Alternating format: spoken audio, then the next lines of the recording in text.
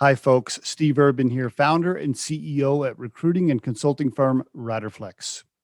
If you think today's tip or guest interview can help someone you know, please share this with them. And if you enjoy listening to our show, please subscribe to our channel and hit the like button on the episodes. Finally, aside from our podcast, our day job here at Riderflex is to provide recruiting, staffing, and consulting services. You can visit riderflex.com to learn more about us and get the information on the services we provide. And now, a quick word from our sponsor and friends at Marketing 360. Try the #1 marketing platform for small business. Everything you need from design to marketing to CRM. Learn more at marketing360.com. Marketing 360. Fuel your brand.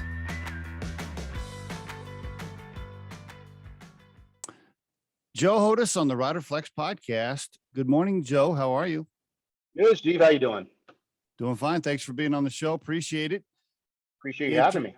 Interesting career. I like your story. I've been looking forward to this one. Like, very much like me, you were a long time executive on the marketing side, and you're an ops guy too, right? I was an ops guy, and a lot of us at our age, we jumped into cannabis, back in whatever it was, 2010, 11, 12, 13, 14, we kind of jumped in or stuck our toe in the water, so to speak. Yeah. And you did that. So looking forward to getting into your transition and your career in cannabis. But first, I want to know about the man, Joe, from his personal life. Give me some family, mom, dad, siblings, where you grew up. Yeah. Give me some of that.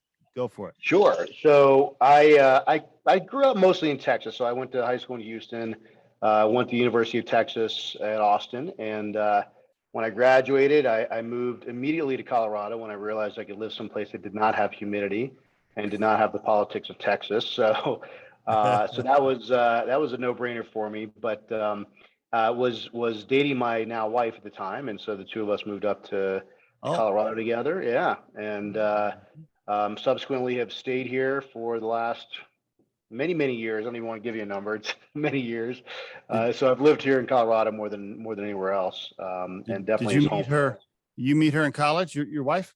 And I did. It was kind of a long and winding road in terms of a few times of connecting and, ultimately getting together, breaking up, that kind of thing. But I'm here to tell you that you can actually make a lot of mistakes along the way and still have a happy marriage. We've been married for 25 years now. So great. Yeah. We have 3 kids. 3 kids. Okay. Yep. How old are they? 13-year-old daughter, now 18-year-old son, just turned 18 last week. And then an almost 20-year-old who goes to the Kelly School of Business at Indiana. So having teenagers when you entered cannabis, that must have been fun. They probably thought you were the coolest dad around, right? Well, actually, no. It's I started out. I had visions of me keeping up a blog over the last 8 years about all of the various adventures in this industry, but I didn't do that. But I did write the very first one, which was all about sharing with my kids, who at the time were, I think, 13 and 11, 12 and 9, somewhere in that range. My boys, my daughter was far too young to even understand it, but they were upset. They were in tears because really, well, I mean, I think in to a certain extent, the Just Say No to Drugs education is beneficial when they're really young. I don't think any kid should be consuming cannabis unless medically required to do so at that age. And so for them, it was, why are you going to do something that's illegal and that's bad and that kind of thing. So they were pretty upset. And I've subsequently said on many occasions, I'm glad I did not take career advice from my 13-year-old because that would have been a bad idea to get out at that time. I think I made the right decision in the long term. And now I'm a little bit cooler in their eyes, although I still am not very cool in their eyes. But how about your folks, your parents? Are they still in Texas? Well, my mom now lives about a little less than a mile away from me. My dad passed about 19 years ago. Okay. And long before I got into cannabis. And so she moved from Florida. She's 80. So when I made this move into cannabis, she was concerned, and is it the right thing? And, fast forward, now she uses cannabis for sleep and, for other things. And she loves getting into discussions with people at the place where she lives, retirement community where she lives, because a lot of them still have the old school perspective on cannabis, and Yes. she likes to educate them and surprise them a little bit as well. So She's passing out gummies at the complex. It's just pretty about. good. It's pretty good. Now, okay, so was she from Houston? One of your parents got a job there, or where were they from? Well, we're really East Coast family. My family is very small, so I have no brothers or sisters. So my Okay. dad passed, so now it's just my mom and I. I But all see. my cousins, aunts, and uncles, they all live East Coast. So I was born in Poughkeepsie, New York, and we left Mm, when I was mm. about 5 and moved to Texas at that time. So and for Okay. work. So yeah. Okay, and you got into University of Texas. Now, Austin back then was still somewhat smaller, right? Cool place to go to school. Did you have fun there on Sixth Street? Oh, I think it is. I loved Austin. I was a bouncer on Sixth Street for a little while. I went to college. Really? Yeah. That was fun. I had a good time doing that. No, I loved Cool. Austin, and I still go back generally, at least once a year. We go Really? to Bernie, Texas every year for Thanksgiving, which I'll be going tomorrow, flying down there. It's Okay. in between San Antonio and Austin, up in the hill country. Yeah. Beautiful area. So yeah, Very we saw cool. Austin quite a bit. Now, were you a cannabis guy in high school and in college, or were you a late bloomer? Definitely not in high school. My first experience with cannabis did come my senior year of high school, and then my freshman year of college, like I'm sure many, kind of became a little bit more a part of my life. But it never was, and still is not today, my primary focus as it relates to what I do recreationally. Yes, as far as my business, as far as the things that I'm passionate about, but I'm not an everyday consumer. I'm a casual consumer if and when the mood strikes, and it's not something that I have to engage in on a regular basis. And same was true all throughout college and thereafter. But I've always been an advocate for legalization. I've always been an advocate for the plant. But I will tell you that it wasn't until I got into the industry and began to really see the effect that it could have for people and all the good that it could do. And then, I wasn't even thinking about social justice and, doing less harm and all that good stuff that I think, I've learned a lot about in the last 10 years here. But, I've always been an advocate, just never really understood the impact that this plant could have. So in college, you were there. So if you went to a party and it was there and there was a joint being passed around, you're like, okay, yeah, sure, I'll take a hit. But you weren't the guy that had it. Nobody came to your room and said, "Hey, Joe, you got that back?" No. Maybe once or twice I might have bought a quarter. And of course, this is Austin, Texas, and a while ago, and it was flat pack, seeds and stems, and it wasn't a very good experience overall compared to now. At least. I try to tell kids today, even my own sons that are in their late 20s, early 30s. Yeah, I just say, you just have no idea what it was like when I was in college. First of all, it was shitty weed, if anybody did have any, and there weren't any flavors or fancy names or any of that stuff. None of that. No. You got a bag of brick, and that was it. You go for it. I remember the first time somebody said the words sativa and indica to me, and I was like, "Huh? What does that mean? I don't. What are you talking about?" Yeah, and I guarantee you, they wouldn't have known what I got anyway. There's no way to track that phenotype. No. Yeah, totally agree. Okay, so English major at UT. Like, what was your plan? Were you going to be a teacher? Like, what were you going to do with that at first? I did actually think I was going to be a teacher, like more at the university level, professor, writer, kind of that romanticized idea of the English major.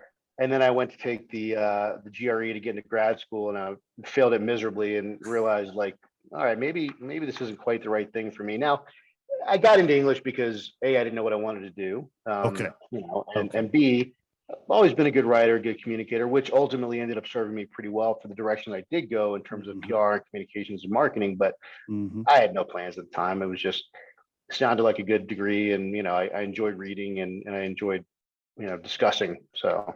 Gotcha. Did you have a creative flair though? I mean, because you eventually, and we don't have to walk through the whole career, but as you started moving through your career, you ended up being a marketing ops executive before you hit C-level, right? You're a marketing and ops guy, which, did you have a little creative flair there for the marketing? How did that develop?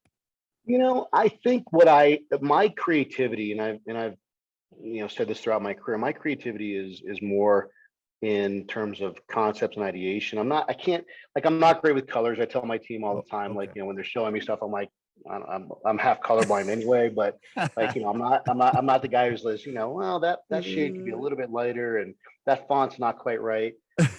I just kind of know what works and what doesn't work. And I also Mm, know conceptually how I want to reach the consumer or my end target with mhm. marketing. And so I can then give it to people who are creative to take that and ideate on that.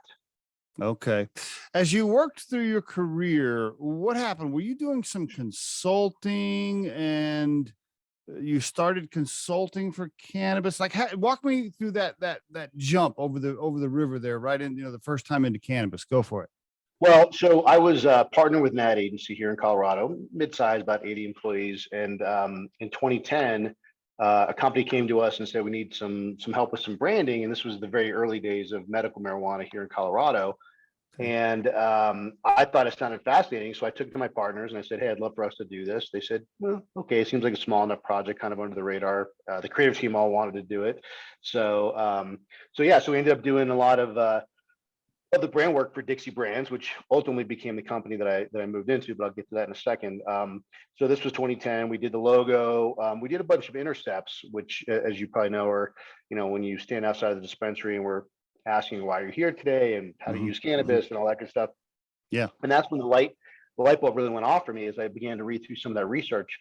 It wasn't what I thought it was, right? It wasn't just the 22-year-old lift operator with a bad back who needed help with cannabis. It was an older woman who needs it for arthritis. It was a middle-aged business person who needs it to relax. Whatever the reasons were, it was a wide variety, and that's when I said, okay, this is interesting. There's much more to Mm, this than I thought. mm, mm. And so I just kept in touch with the guys at Dixie over the next several years. But as legalization was passed, the visibility of this industry became much greater in Colorado. And at the time, we worked with a lot of very conservative companies like Excel Energy, Centura Health. And so my partners kind of got cold feet. And I said, you know what? This is too interesting for us to pass, for me to pass up at least. And Mm, so I ended up mm. moving into cannabis the first week of adult use legalization here in Colorado, and became the CMO for Dixie. So the client that Wow. Okay. Okay. So you obviously established a great relationship over there with the founders when you were a consultant or you were working for the marketing or ad agency. right. And then what'd you do? Did you call up? I think what's the lady that owns it? Whiteman. What is her name? Nancy White. Oh, What's Nancy. Yeah. yeah? Well, What'd you Nancy. do? So Nancy and I met that first year that I was at Dixie. It was a small community. It was a very small cannabis community. So we were Oh all yeah. we were all Hmm. down at the hill, working on legislation and trying to educate. Okay. And Okay. we all were at the regular meetings with everybody. And so Nancy and I got to know each other, and I had a tremendous amount of respect for her. And we began a friendship. And I interestingly, see. we'd go to lunch and we'd have discussions about where's the industry heading, and who needs what kind of Oh, people in okay. the organization. And it was just never the right time because I went from Dixie to I did do a period of consulting for a short period of time, and worked with a couple of different clients, and then ultimately ended up going in house with another company called General Cannabis as their COO. I call it operations light. I'm not a very process operations kind of guy. I'm more on the HR side of operations, Oh, like I making see. sure all Okay. departments work together. We have workflow and all that good stuff. So I was at General Cannabis, spent a year there, and then moved over to a true, what I call a true startup called GoFire. We were making a hardware software solution for meter dose inhaler, essentially a vaporizer that you could actually dose in 2.5 milligram increments. I And that remember, came. I remember, I remember testing that product. I think I was somewhere at an event, or I don't know. I was somewhere. I remember testing that product. Yep. Yeah, we brought it out a lot, and unfortunately, it was very, very expensive. A lot of moving parts and pieces. Ran out of funding, and they're still working on a couple of the projects that we had started when I was there. Mm, But mm. I ended up leaving, and that's when I reached out to Nancy and I said, let's have a conversation. And timing just worked out great. So that was about a year and a half ago. I started at Wana the first week that we had lockdown here in Colorado. So I started in my basement and never left. Wow. I mean, what a ride there. So after Dixie, by the way, why leave Dixie anyway? So it, I've been in companies where you see the people that get, I think, frustrated and jaded by what's happening internally, and they become the people that you don't want in your company. And I kind of became that person. There were just too many internal things I just didn't see eye to eye with, and I could Okay. see where it was beginning to eat at me from the inside out, and I knew it was time for me to leave. So I made that decision Okay. on my own and said, you know what, I'm gonna head out of here. And so Okay. Okay. it was a great experience, and I loved it, but it was just time for me to go. A couple of the smaller ones before you joined Wana Brands, were you an investor in any of those? Did you put any cash down or no? Nope, nope, Okay. all Okay. sweat equity. You haven't been burned by any cannabis investments yet? That's yet? Not as of yet. I mean, other than the fact that I guess you could say, burned from the standpoint that when I joined these companies, there was the hopes of stock Right. and riches Right. that didn't Right. that didn't materialize. So I put a lot of time and effort in and didn't get that return, but not Mm. as an investor now. Okay. Did you negotiate with Nancy for some equity in Wana Brands? Yeah, you don't We have to answer that. well, we just recently, I don't know if you saw, we recently had a fairly sizable transaction with Canopy Growth out of Canada. Hmm. So that was exciting. Huge announcement that we made. It's been about a month ago. And Canopy out of Canada, essentially they bought the rights to acquire us when legalization occurs here in the US. Okay. So it's an interesting deal. We get to continue to operate as an independent operator. They don't have any input or impact on the business, but if and when there's a legalization action here in the US, they can exercise that option and then they would own us. Wow. Did they have to give cash now, or they just reached an agreement that said we will give you cash when it goes legal federally? How'd that work? I mean, well, when you say have to, I mean, I guess they didn't have to, but obviously, in order for us to feel comfortable with the partner, there had Yes. to be a cash transaction. So Yeah. yes, they did pay that cash. Yes. What does that mean for Joe? What if they say, hey man, thanks anyway. We got our own marketing team up here. What Well, happens? that wouldn't be for a while, at least not until legalization occurs. If that was to be the Okay. case, I think that one of the things that was appealing to them about Wana is that we have experience in the U.S. cannabis market. We're probably the most well-known and largest footprint of any edibles manufacturer in the U.S. and Mhm. actually North America, because we have about a 40% market share in Canada as well. So I think that they value that experience. They understand our knowledge base. So I don't see myself leaving there anytime soon, unless I Okay. chose to, or unless I'm overestimating what they bought us for. So Did you get to sit at the negotiating table and be part of the deal on all this? I was obviously, as part of the executive team, involved in a lot of discussions. We had our COO and our CFO that really drove the negotiations, and I would come in and out of the discussion and understand kind of where things were, but definitely not the guy that you want directly at the negotiating table, just because it's not my area of Uh, expertise. So, when do you think cannabis will go federal across the oh United man, States? What's your guess? come on, Steve. You know that's a impossible It's question to tough. answer. It's tough. It's tough, right? I I know. I don't get know. it. I mean, it really. I think full legalization probably not for another. I'd say within 5 years, hopefully 3 years. I do think that parts and pieces will occur, which may or may not impact that trajectory, right? Because if something happened with banking that allowed for us to have a more normalized banking scenario, or publicly traded companies could tap into markets like the Nasdaq to raise funds, then I think that would pretty fundamentally change the overall trajectory. But if it doesn't happen on a piecemeal basis, I'd say probably 3 years at least. Yeah, I would guess if somebody asked me the same question, I'd probably say, maybe 5 years, but this shit moves slow. I'm sure over the last 10 years, you've had some pretty wild and crazy stories.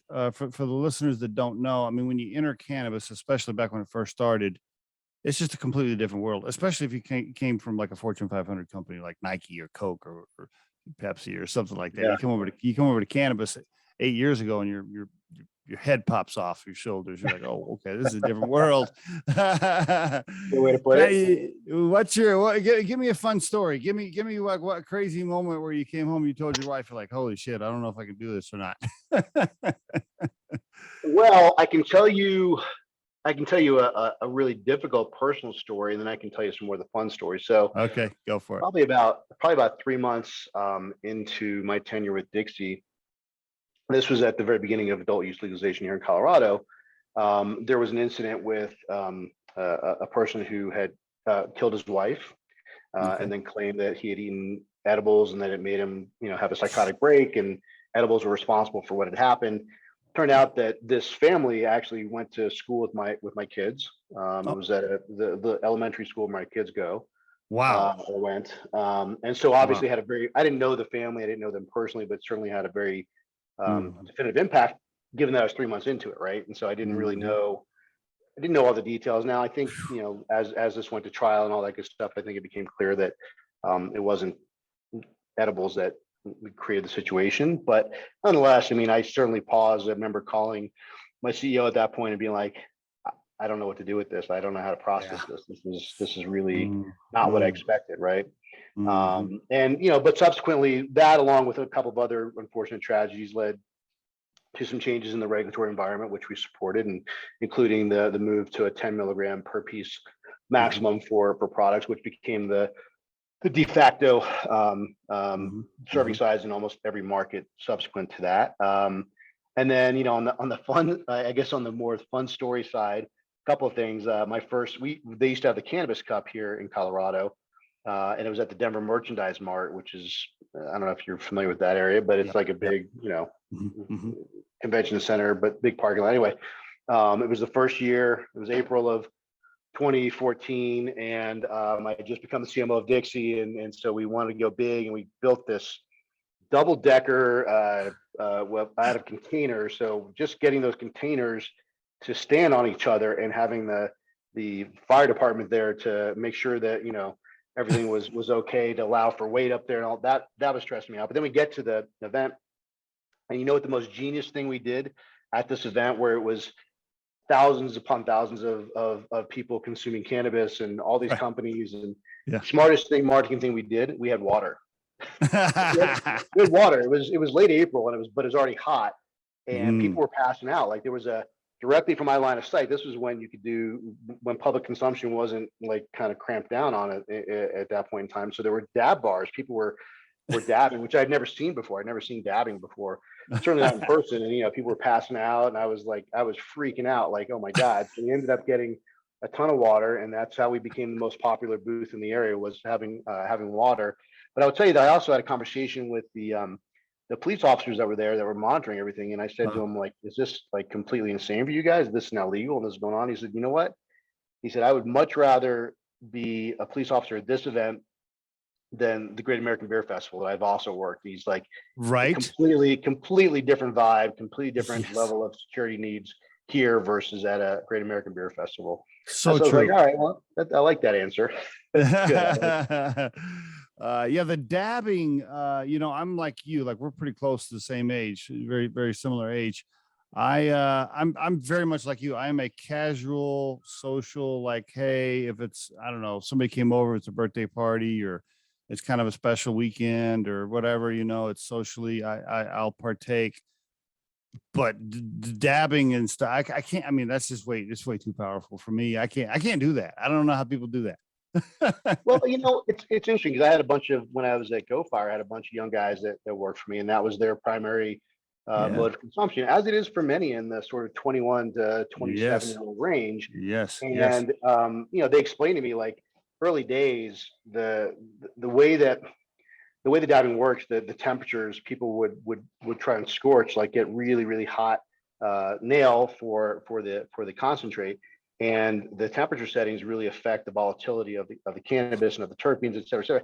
Long story short, basically what they educated me on, I never tried it, but they educated me on was that it was the temperature that would cause people to pass out, not so much the actual Interesting. cannabis. They have it at a much lower temperature. Didn't know that. Okay. It's just their way that they like to consume, and it seems to work for them. So Oh, it's super popular with the 20-year-olds. Now the gummies are very popular with older people too. At least that's my read on the situation. Older people, people in pain, people take them for sleep, especially for sleep. You guys don't you have like a fast acting? I don't know what the right terminology is, but one of the Mhm. complaints about gummies is you take it and it's like, okay, now it's an hour later. I'm just now getting the hit. Don't you guys have I don't know, some kind of fast acting product? We do. We do. In fact, we launched our quick product line right about as I was starting. So it's been about a year and a half. Okay. And it uses, we partnered with a company called Azuka. So we use their technology. And I'm going to use the term, which is nanotechnology. Okay. That gets thrown around a lot in this space. And the idea at a high level is nanotechnology breaks down the molecules so they're much smaller, so they're more easily and quickly absorbed. I The see. issue is that it took us 2 years to find the right partner and a lot of research and R&D because many companies were claiming to have fast acting technologies, but they weren't really fast acting because that nanomolecule has to be, and Mm. my innovation VP would probably kill me because I'm going to get this wrong, but it would have to be like sub 20 nanometers, which that's really small, right? Sub Okay. 20 nanometers to really be truly a nano emulsified product. And so most products were not really fast acting. So there was a lot of confusion, right? So people would say, okay, it's fast acting, but then Yep. consumers would try it and say it's not fast acting. So it took us 2 years. We finally launched it, and the market absolutely responded. And this is a product that not only is it fast acting, but it actually encapsulates the molecule. So I don't know if you know this, Scott, but or sorry, Scott, Steve, Yeah. Yeah. when you digest cannabis, it actually becomes it changes the molecular structure from delta 9, which is the cannabis molecule. When you smoke it, it's delta 9. When you Okay. eat it, your liver has an enzyme in it that converts it to what's called 11 hydroxy, which is Mm. why edibles have a different effect on most people than just smoking. But with our product, it actually it wraps the molecule in a way that kind of tricks the body into thinking that it's water and not cannabis, and so Huh. it doesn't get that molecule doesn't digest, or sorry, it doesn't convert the cannabis, so it stays delta 9. So you have a more of a smoker's high effect from an edible, which was also a very unique thing. And so now we're applying it to things like you mentioned sleep. We just launched a sleep product called Fast Asleep. So it's Great. great. It's great for going to bed. It's also great for, if someone wakes up at midnight and they're like, oh, I have trouble falling back asleep. This is a great product for that. And if you wake up at midnight, you're not getting up till 5 or 6, you're still okay to take it. See, that's key right there. That Well, is this is huge. also, I think that's we huge. did a lot of research on this, and our research showed that the problem with a lot of sleep products is that they have too much THC, right? So Hmm. THC is interesting because on the low end, it can really help with sleep. As you consume more and or too much, it actually is disruptive to sleep. So even so people may say, well, I'm super, maybe super tired, I passed out or whatever. It's actually not really good quality sleep if there's too much cannabis involved, or too much THC Mm. involved. So this product has only 2 milligrams of THC per serving, but it also has CBN, CBG, CBD, and just a little bit of melatonin. So that together really creates a very effective sleep product, but it also doesn't leave you groggy in the morning. You don't wake up feeling kind of weird. That's huge. I mean, I would think that would be your number one selling product. A gummy that will put you to sleep quickly, not make you wake up feeling weird, you still Yep. rest easy. I mean, there's so many people that would take that. I mean, holy cow, that's, because I've heard all these complaints, about the different things we just talked about. But the fast acting going to sleep that's huge. Very good. So you're enjoying your stay at Wana Brands. So is Joe going to be like CEO next of a cannabis company? What's the plan here? Well, when the Canadian company takes over Wana Brands eventually, who knows what could happen then? Do you want to be CEO? Do you like being CMO? What does Joe like doing? It's a great question. I appreciate it. I think it's interesting. When I went to dinner with my former CEO from Dixie a couple weeks ago, and he's like, I'm really glad to see that you kind of went back to what you know and do really well, which is marketing. And I did the COO thing for a little bit. I did a CEO stint with GoFire for a little bit. And while I think I like conceptually the idea of helping to build companies, I think I'm really good at marketing. I enjoy marketing, and I can still have an impact on the company as a whole. So I don't know that I'm the person who says, I want to be the CEO of the company. I really like contributing at the level that I'm contributing at right now. So I don't see Okay. a massive change coming anytime soon. And I think more importantly, and this is what I learned in moving to Wana, what I was missing in my career, not just cannabis, but my career as a whole, were opportunities to align my personal values with the company that I work for. Mm, And mm. it wasn't, and, you'd think being as old as I am, I would have figured this out a while ago, but it took me a little while to realize like that's when I don't feel comfortable. Like when I'm out of whack, when my company's out of whack with my own personal values and or I don't feel there's respect, I don't feel there's integrity, or those things that are important to me. That's when I'm not happy in my career. So Wana has, I think, provided me with a great home for that reason, and that to me is more important. I know it sounds cliche, but that to me is more important than necessarily am I the CEO of the company or am I just a marketing guy. Great. Very good. What advice would you give an executive working for a Fortune 500 company that thinks they want to get into cannabis or they're about to get into cannabis? The reason at Riderflex, our day job is a recruiting firm. As you know, Right. the podcast is something we do on the side. So we're interviewing people all the time and constantly recruiting executives to come into cannabis. And I have this big long speech that I give them, when I get them on the phone. I'm like, look, man, let me just tell you how this is going to go. Don't do it. Don't do it. Yeah. What advice does Joe give an executive thinking of crossing the bridge into cannabis? That's a really great question. And it's one that I can give an answer to, but I can guarantee you that until someone lives through it, this probably won't make as much sense. Right. If you need certainty and structure, this isn't the industry for you. If you need infrastructure, this is probably not the industry for you. If you need a linear path, this is not the industry for you.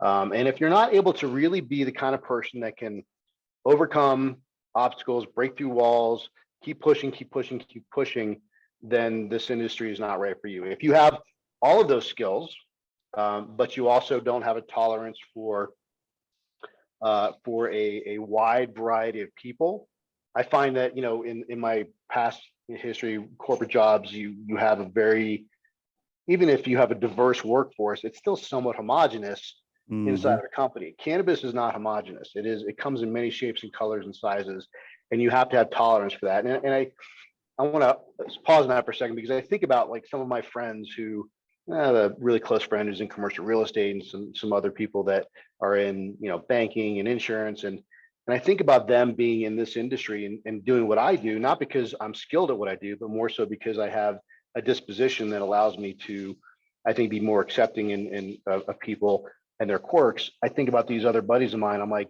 there's no way they would have the patience or the tolerance for this. No way. They would lose their shit in like a month of this industry. And so you have to be able to tolerate people. And, I don't know any other way to say it, but you have to be able to tolerate people. Yep. I love all of that. Great advice, Joe. How about this? Advice for a marketing middle manager. Let's say they're at the manager or maybe director level, maybe even early VP. They want to be CMO someday. They want to make the C level, and they're a middle management marketing person. What advice would you give them to help them, reach their goals and move up? Anything you'd say to them today? Yeah, I'd say three things. One, take risk. Take risk, because to do the same thing that everyone else does day in, day out, or whatever has worked for your company, to do that over and over again, plug in a budget, buy your Facebook ads, whatever it is, that's not gonna get you noticed. It's not gonna push you to be better at your job. And I think that it's scary at times, and sometimes those risks and will fail. But that's just part of the gig, right? So if it does fail, know why it failed and don't do that again. But also be able to take those risks and capitalize on them when they do work. Two, I would say be friendly, be a resource to everybody, right? So oftentimes in marketing and in other parts of a company, people like their little fiefdoms, right? Like, this is marketing. Don't step on my toes. Don't get involved in our marketing business. That's mine, right? Don't do that. Don't do that, because that's gonna impede your growth. It's gonna make you seem as if you're not the person willing to kind of work with everybody and help the greater good of the company.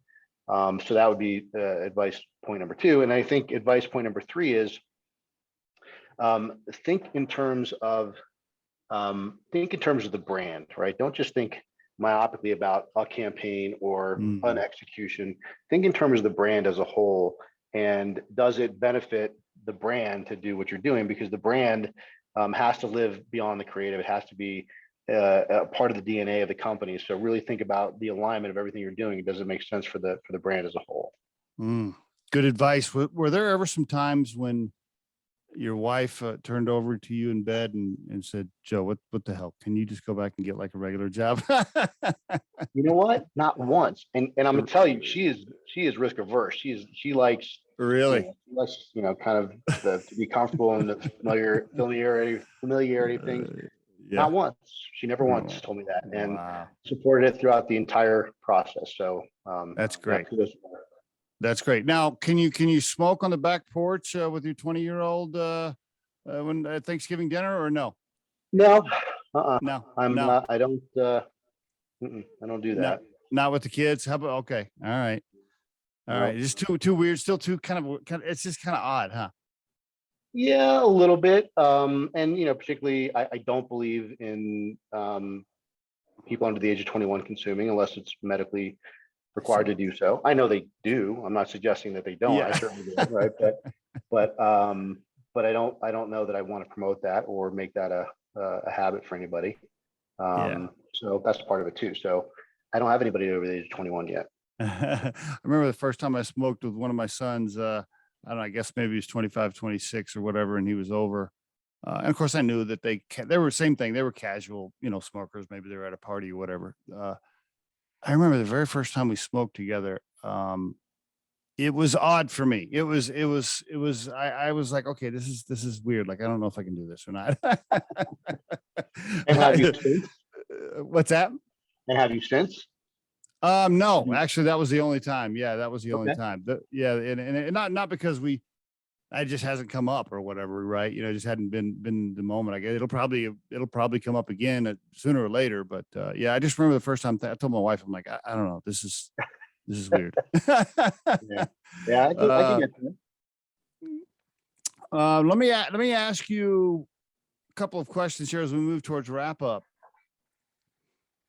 There's some interesting things going on right now with companies and employees on a couple of hot, touchy topics. I don't know if you want to comment on them or not.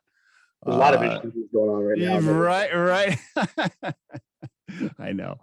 How about this one? What are you guys going to do on the COVID thing? Are you going to make people come back to the office? Are you going to make them be vaccinated? Are you going to make them wear a mask? Are you waiting to see what happens with this Biden order with OSHA? Like, where are you guys at? I'm just curious. Yeah, so we've been pretty conservative all on the way, and part of it is that our office. So we have like, I'm gonna use the word campus. It's not glamorous. It's not like a Google campus, but it's a couple of buildings that are all together. Okay. One of which is the corporate offices, but then sort of across the street from there would be our production facility. And so there's enough cross traffic between the two that we knew we had to protect that production facility from exposure. So we like I said, the first week of me working at Wana, we started a lockdown in Colorado. So fast forward to this past summer, we started to consider coming back to the office. And I actually said to my team, we're going to start coming back 2 days in the office, 3 days from home, because everyone really still like working from home. But we also wanted the office environment. So we began to move in that direction. I think we had 2 weeks of that.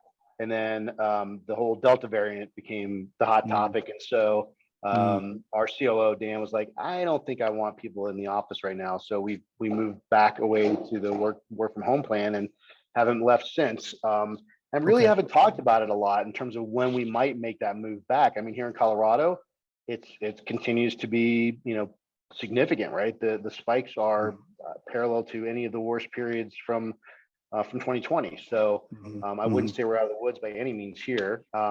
But when people are in the office, yes, mask, yes, we do require them to be vaccinated. I know that's a touchy subject for many employers and on a national debate level, but we have said early on, if you want to work in our facility, you need to be vaccinated. Gotcha.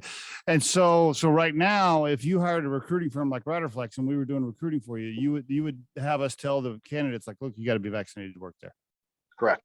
Do you think that's causing you to miss out on talent or be short staffed or anything? I'm hearing noise like that. I don't I don't know if you're seeing anything like that.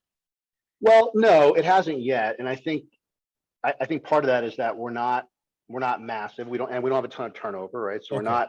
we're not seeing a mass exodus of employees. And frankly, I think we treat our employees really well and they like working for the company. So we're not seeing a ton of turnover. Most of Okay. our new hires are expansion hires. So we're looking to add headcount, not replace headcount. And I think cannabis as a whole and Wana as a company are desirable enough that we get a pretty good field of candidates for most positions that we post. Do you think we're headed towards a hybrid model forever? Do you like the hybrid model? Couple of days in, couple of days out? Do you prefer full remote, full office? And what do you prefer? And where do you think it's headed as a nation? Yeah, so for me, I prefer the hybrid model. Okay. And part of it is that the company is in Boulder, I'm in Denver.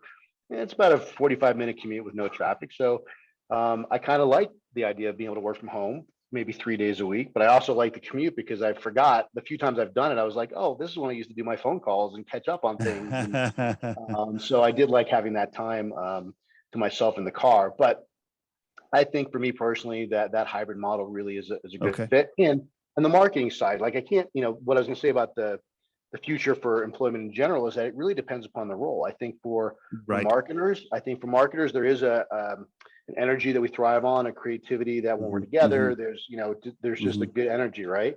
However, there's a lot of work too. We got to be heads down, cranking stuff out. So that mix of being able to be together for a little bit, feed off of each other's energy, but then going back to our separate quiet places and really focusing on what we need to get done, I think really works for marketing.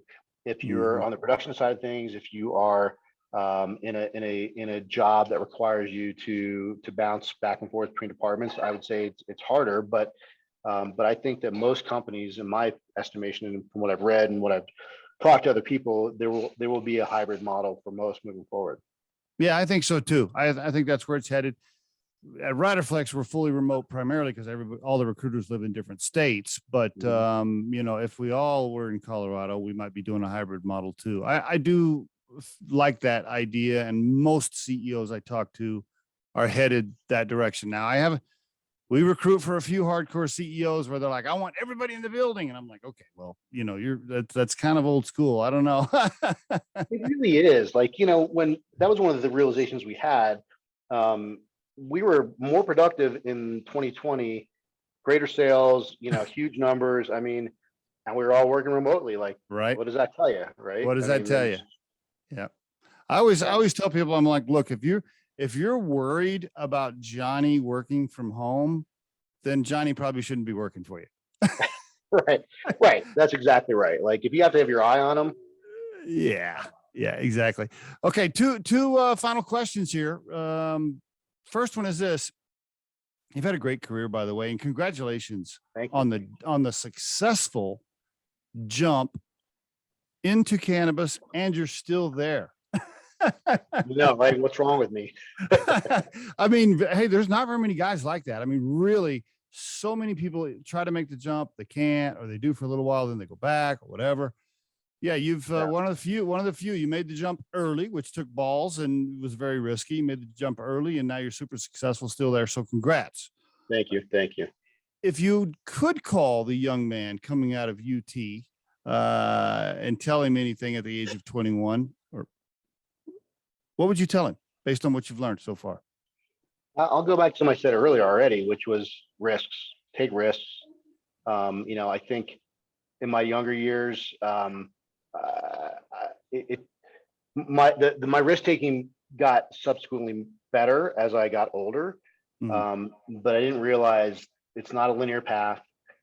Taking risks is important, and that there is no right or wrong. It's all about the journey and where that takes you. So it's not that this was a good decision, that was a bad decision. They're both decisions, and you have to learn from them, good or bad. And I think I felt like there should be like this coming out of college. At least there should be. You get a job, you do that job for 3 years, you move on to the next. But it doesn't work that way. And I think taking more risk and understanding that it's not a linear path is really important. Last question: if you could put your core purpose in life into a sentence right now, what would that sound like? Wow, that's a deep question, Steve. If I could put my core purpose into a sentence, I think my core purpose in life right now is to contribute positively to the world in which I live, whether that's through my work, through charitable efforts, or through the values that I instill with my family. It's to put more good back in the world than I take out. Love it. Really, Love that's it. what I thought. Joe, thank you so much for being on the Riderflex podcast and sharing your journey. I really appreciate it. Thank you, Steve. I really appreciate you having me, and I enjoyed it. I appreciate it.